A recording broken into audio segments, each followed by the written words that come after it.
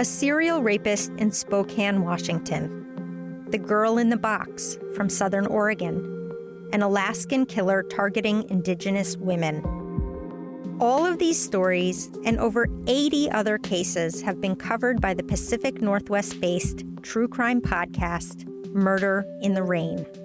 Releasing new episodes every week, hosts Emily Roney, Alicia Holland, and Josh McCullough take turns sharing a true crime case. Murder in the Rain focuses on respecting the victims, covering diverse topics, and understanding the systemic issues that lead to murder.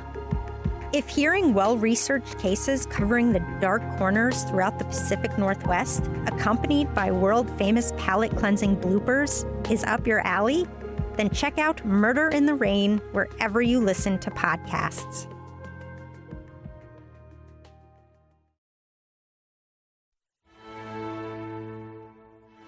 I read Marsha completely wrong. She was absolutely playing us all. I can't believe I missed it. That's Marty Biafora. His name came up in one of our interviews as someone who had information about Marsha. He owned the bar before she bought it from him. They were also both pot dealers in Morgantown in the 80s. So, as we often do for this show, we cold called him. That's when he told us something we hadn't heard. Oh, I know exactly where she is and what happened to her. Of course, she snitched on everybody. Marco, Phil, the boys in Jersey, the Hash Connection, the whole story. She rolled them. Marsha, snitching. She was selling pot, sure. But as far as I knew, it wasn't that much. What could she possibly have been doing that would turn her into a police informant? It's just not who she was. It's just, it merits a lot of shit, and it's still so hard for me to think that she could be a snitch. Somehow it just feels so... I know. And I know, you know, it's family. Like, yeah. Well, but you know what? You can stick your head in the sand if you want, but something's going to bite you on the ass. Mm-hmm. The facts are the facts. Reality is reality. And you know what? If you eliminate what can't be, what's left is what is. We've talked to a lot of people who love Marsha and have built up an idealized image of her since she disappeared. The righteous outlaw, the champion of progressive causes, the community builder par excellence. And it's all true. Marsha was all of those things. But she was also flawed. And that's what you're going to hear in this episode. What we've learned and what we're still trying to process. They say you should never meet your heroes. Because up close, their cracks really start to show. I'm Jamie Zellermeyer. And I'm Karen Zellermeyer.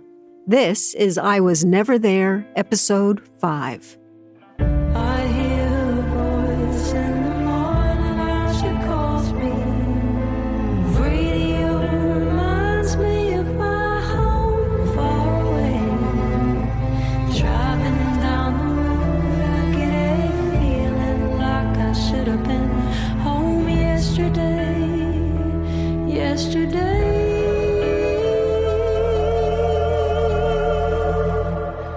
Country roads, take me home. Country roads.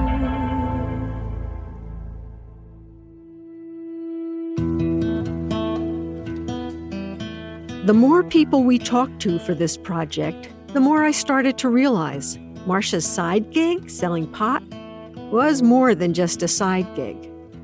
Marsha loved to push any and all boundaries, and I've now learned that this was especially true when it came to her drug business. By 1983, I had moved away from Morgantown. My kids and I were living on the Lower East Side in Manhattan. I knew Marsha was regularly driving back and forth between Morgantown and New York to buy pot. She would stay with us when she was on these runs. She'd sleep on our couch. We'd take long walks through the East Village at night and eat Indian food on our block. I loved those visits with her. But then, Jamie and I spoke with our mutual friend, Joni Freedom.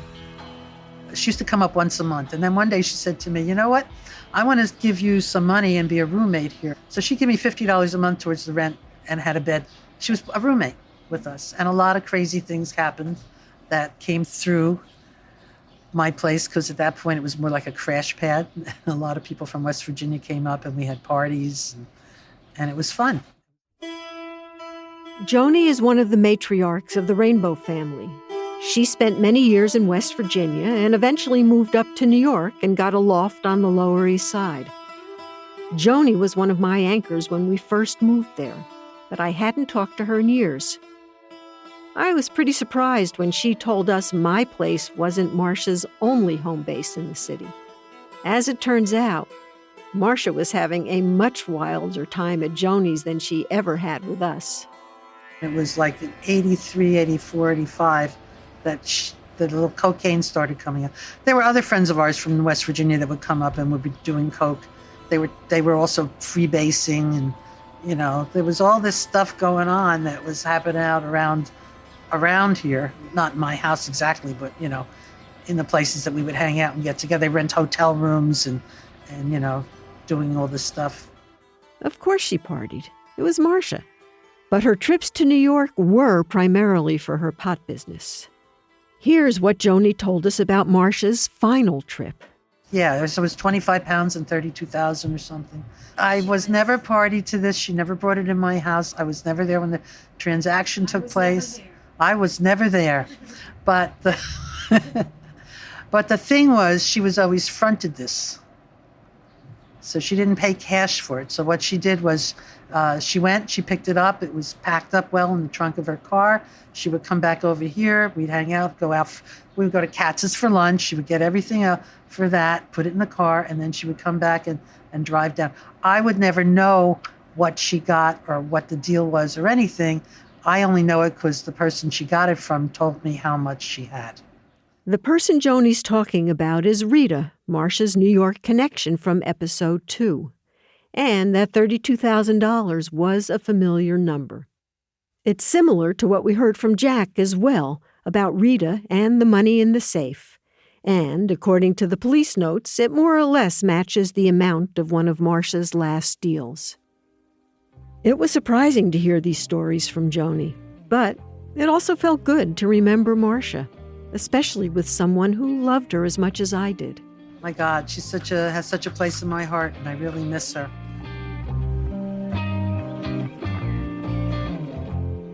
Around the same time we talked to Joni, we got in touch with someone else, Michelle Malott. She turned out to hold a big piece to this puzzle. This is a different Michelle than the one who worked at the bar. My parents and this Michelle co-parented my sister and me and her daughter for several years. Our conversation brought up a lot of memories for her. Memories she hadn't talked about in almost 40 years. One of the things about Marsha was so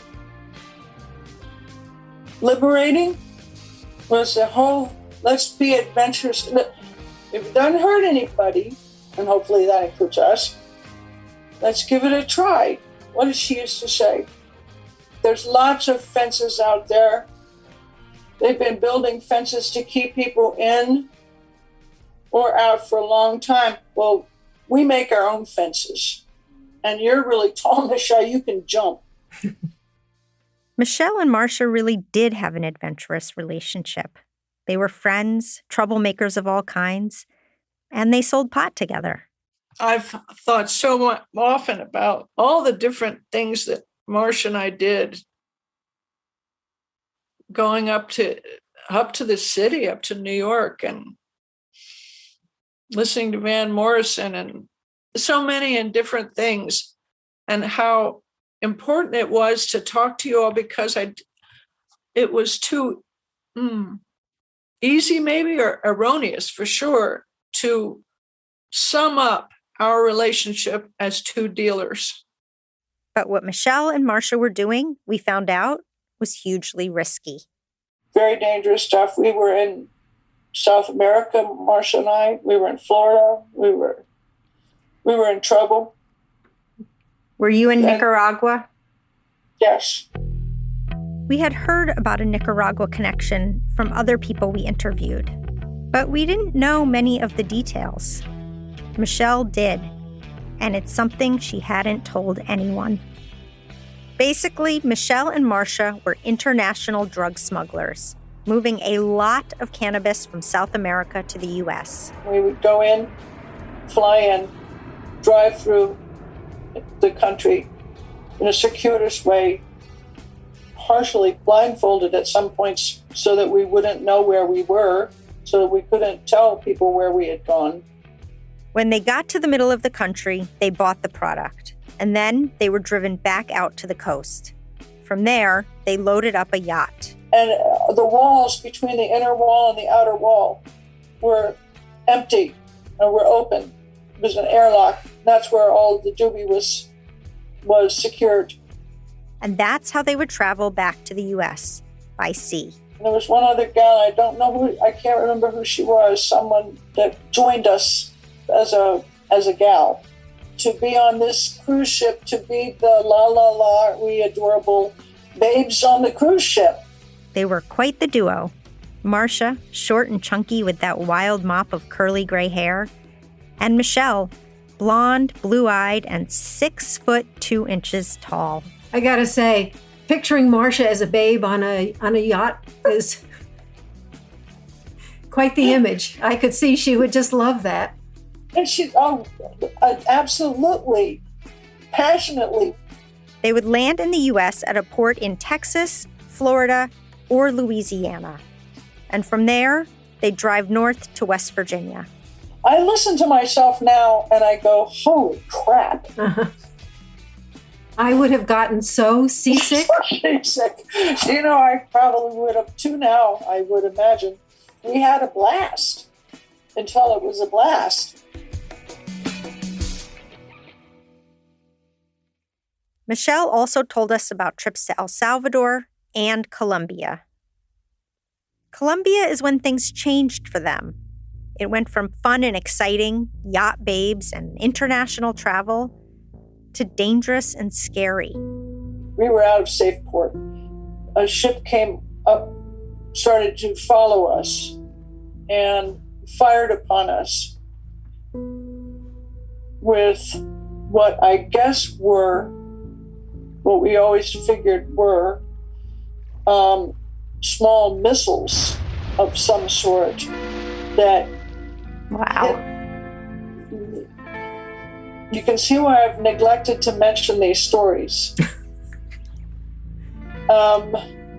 So we were hit by a missile or something. It didn't blow up the whole ship, but it knocked the stern out. The marijuana started floating across the thing. We're not really paying attention to that. We're wondering how in the world we're going to live through this. There's a ship falling a ways back. We know it's shooting at us. We get the small extra safety boat off the side of the thing before it's blown up. And we get out underneath the smoke and the debris flying into the ocean. And we get away. To the best of our knowledge, all they came for was the marijuana. And we never went back to Colombia for business. I can get Michelle and Marsha's recklessness. I did a lot of reckless shit too. But hearing this story made me realize just how lost Marsha was. What happened to her moral compass? The Contras, the right-wing rebels who were fighting to overthrow Nicaragua's socialist government, were funding their efforts with drugs. And there Marsha was buying drugs in Nicaragua that, intentionally or not, supported those efforts. It was all so counter to everything she believed in. And on top of that, Michelle confirmed something I've worried about since Marsha disappeared. Marsha and I went down to Florida specifically to collect a large amount of marijuana and cocaine, kilos of marijuana, a lot of coke. I don't think we were really sure that we were going to go along with the cocaine when we got down there. That became a possibility. I can't remember how he referred to it as, like dessert or a topping. We could top it off by bringing up some cocaine, some quality cocaine. The cocaine was where Michelle drew the line. After that, she was out. Our lives were threatened in Florida. Our lives were threatened in Pittsburgh. We were told under no uncertain terms, you either do it our way, it's the highway. I went to Europe. Marsha disappeared. We did not expect to hear any of this from Michelle. It kind of blew us both away. Holy moly. Oh my God. Who'd have thunk, right? Oh my God.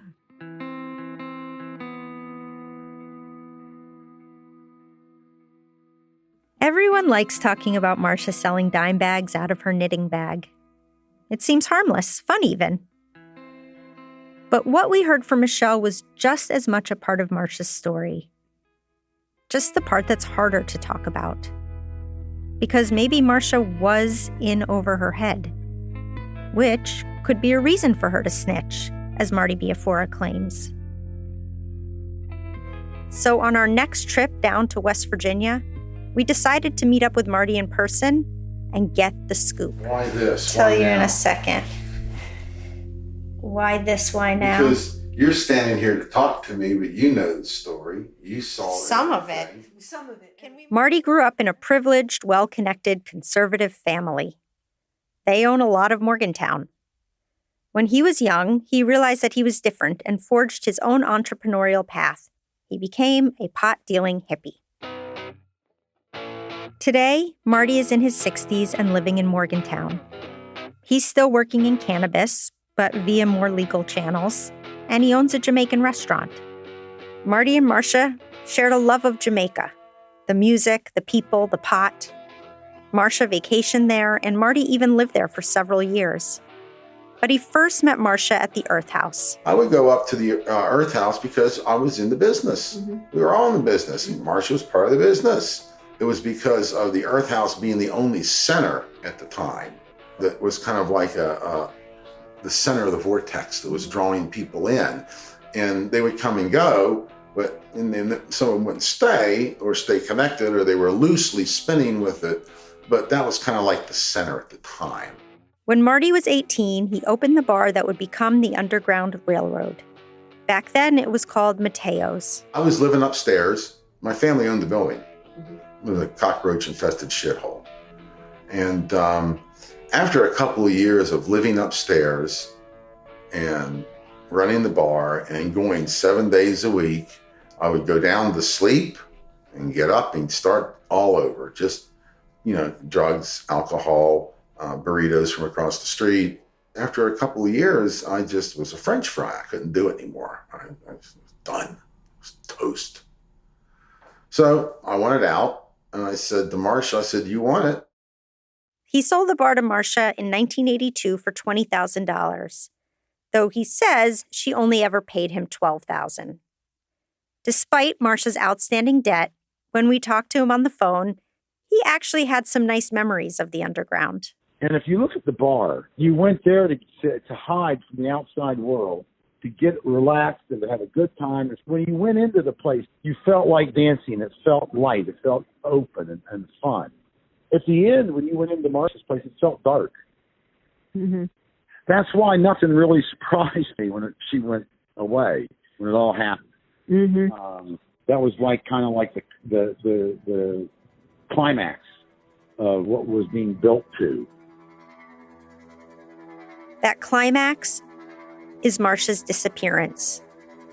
And the reason she needed to disappear, according to Marty, was because she was working with the cops. She was a snitch. Here's why Marty thinks that. He told us he was out on parole from a previous drug bust when the cops, who were working with his cousin, set up a sting. That landed Marty back in jail. While he was inside, the police or some other law enforcement officer tried some coercive methods to get him to snitch. And I said, look, let's be realistic. I'm not going to be in here forever. I'm 26 years old. I'll be getting out. I got to live with this. And one day the state police comes in with another investigator and they laid the stack down and they said, let's talk. And there was Marsha's testimony. Marty says they showed him this giant stack of legal documents in an interrogation room. So when I talked to you the first time, you said, I know what happened to her. Yeah. I know where she is. Here, and I'll re-clarify that. Yeah. She's either in the witness protection program or hiding from both sides, okay? Because the feds absolutely had enough to put her away forever. He says she snitched on half a dozen people. Yeah, she was working a game, and I think maybe it came down to where she wasn't going to get a break. I don't know. I have no idea. Yeah. Don't really care. So there's a lot of people we talked to who would say Marsha was not a snitch. Really? The little mice followed her right to the river. Marsha, Marsha, Marsha, you fools. Marsha may have had good intentions in the beginning or may have been a benign evil force in the beginning, but she was dark in her heart. She was a liar and a manipulator from the very beginning. She's preaching socialism and she's practicing capitalism, all in the same breath. And what I'm personally struggling with as we do this podcast, right, is how to live with Marsha's dark and light. Because we all have dark and light. And Marsha did a lot of good for the movement, and she did a lot of good for our community. I mean, she was a force, and she was a progressive and a developing force. But once again, Marsha didn't do this out of some deep-rooted, heartfelt move to give. Marsha did all of this because it profited her. Needless to say, if Marsha showed up today, you might not be so happy. Well, she owes me $8,000 and she did snitch on me. We did have some good times together, but the Marsha that would show up today is not the Marsha that we had good times with. Good to see you. See you tomorrow. You too. Yeah. See you tomorrow.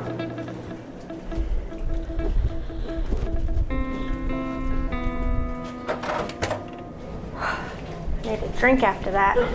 Drink. Oh my God. Holy cow.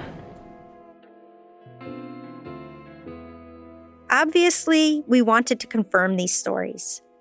The one detail we were able to verify is that Marty was arrested by the West Virginia State Police in May 1986 for delivery of marijuana. He was in jail in Fairmont County. But we also wanted to know if there was any evidence that these documents Marty describes actually exist, or if there is any record of Marsha being a snitch and going into witness protection. So, once again, we turn to Deputy Chief P.J. Scott. Are you able to totally rule out the witness protection theory? No. I'm coming at this through the lens of a 2020 detective and not a 1988 detective. She seemed mainly involved with marijuana. I mean, fairly significant quantities of marijuana, but those aren't the huge violent cases you typically see that wind up, in large federal indictments. Could it have been she was involved in something else or seen something else or got involved with somebody else? I mean, it's a possibility. I mean, but I wouldn't say it was likely. I just don't know what type of case that would be that would require, 30 years of witness protection. Was there files of Marsha from before? Like, were the police tracking her before her disappearance? Not that I know of. I mean, you saw the notes in there that they spoke to some detectives that worked drug cases and stuff. They said that I don't even think they were that familiar, but they knew she was associated with people involved with drugs. I don't even think there was an active case or anything on her, no. The bottom line is, Deputy Chief Scott can't rule out witness protection, and we can't either. And Marty wasn't the only person who suspected Marsha was somehow connected to the police. We actually spoke with another Marty, Marty Jefferson. She used to buy weed from Marsha back in the 80s. At the time, she heard from a different dealer that Marsha had inside information about a big Morgantown drug bust that was about to go down. From what I heard, is that Marsha called and let some people know that the bus was coming. She didn't call me, though. But, how would she have known? well, you got friends in high places. I know I used to have friends in high places. But like I said, she knew that bus was coming down and she had inside information. You know, from the police or feds or whoever. You know, she may very well be in witness protection. There was a big drug bust in Morgantown. It happened after Marsha disappeared in 1989. Though, again, Deputy Chief Scott was skeptical Marsha was connected to that case. I knew people that worked on that case. If Marsha was involved in that, I would have known. My dad worked on that case.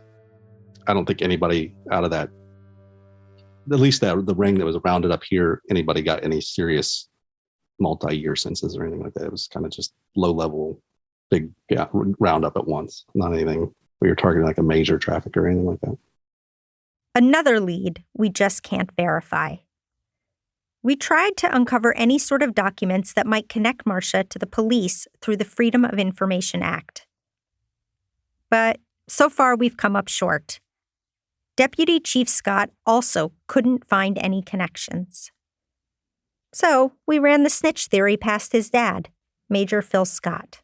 Well, I don't think anything's beyond the realm of possibility. Okay. Obviously, you've had people tell you that, may have inside knowledge or something. I don't know. I mean, I'm not aware of anything of that, but as I say, if you start ruling out stuff, you will never solve anything. You just got to kind of keep an open mind and say, okay, that could have happened. An open mind. That puts us back at square one. We hear theories, try to confirm or dismiss them. And then, once we start to believe a theory, we hear something that pushes us in another direction. It doesn't feel like we're getting closer to the answer. Without evidence, it's hard to say whether Marsha really was a snitch, if she went into hiding, or if she's been in witness protection all these years. If I saw Marsha today, first I would hug her. Then I would say, "Where have you been and what the hell did you do?" If Marty Biafora saw her, he would say, "You're a fucking snitch." I'm still processing all of this. But Marty has made up his mind. Marty said that our friend Marco, who helped Marsha start the mud farm, was supposedly one of the people Marsha snitched on. Since there's so much we can't prove, I wanted to float that idea by him. She do a lot of fucking things, but she's not a snitch. Well, good. I'm glad you're kind of verifying what my gut instinct is, too. I mean, that was... He's like, yeah, she was a fucking snitch. All right, let's not you say that again about my darling. I was relieved to hear Marco say that, because hearing what Marsha did in Nicaragua and the conversation we had with Marty totally fucked with my head. It made me question if I really knew her. Michelle gave me some comfort, too, that Marsha was the person I remember her to be. My time with Marsha was not only selling drugs, that's for darn sure. That paid for the stuff that we wanted to do. That paid for the ability to help folks a lot. It wasn't the book, that was just a chapter. It was a big chapter. It's taken, 40 years for me to be able to say, yes, I was there. How liberating. Thank you.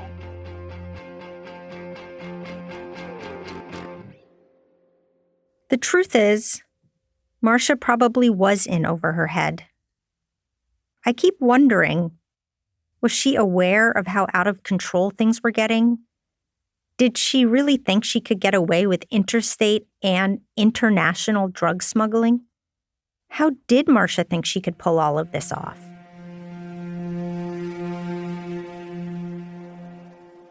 Well, I have some idea of how Marsha thought about all of this. She thrived when she was pushing boundaries, and she was sure she could get away with it. It was a sort of magical thinking. I did the same thing.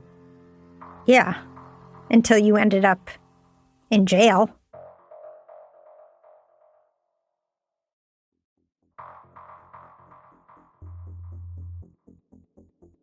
I Was Never There is a Wonder Media Network production. It's hosted by me, Jamie Zellermeyer, and my mom, Karen, and it's based on our lives. It's produced by Allie Woolner, Lindsay Cradwell, Adesua Agbenile, and Liz Smith. It's edited by Jenny Kaplan and Liz Smith. Our executive producers are Jenny Kaplan, Jamie Zellermeyer, and Karen Zellermeyer. Production assistance by Alessandra Tejeda. Our music supervisor is Sarah Tembekjian. The theme music is Take Me Home, Country Roads by John Denver, performed by Brandy Carlisle. If you're enjoying the show, we'd love your help in getting the word out. Please rate and review on Apple, Spotify, or wherever you listen to help others discover I Was Never There.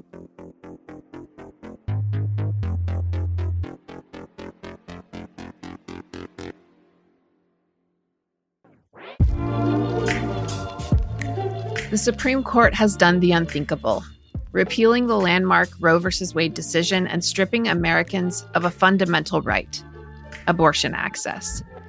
I'm Kate Kelly, the co-host of the podcast Ordinary Equality, alongside Jamia Wilson. On the newest season of Ordinary Equality, we ask, what now? What does resisting bans and seeking care look like in a world without federal protection of abortion access? How can we build community and support the most vulnerable? How are abortion providers in states where abortion was already severely restricted working around the system? Each episode will feature one story around one theme, often in one state, zooming in rather than zooming out. Tune in to Ordinary Equality wherever you get your podcasts.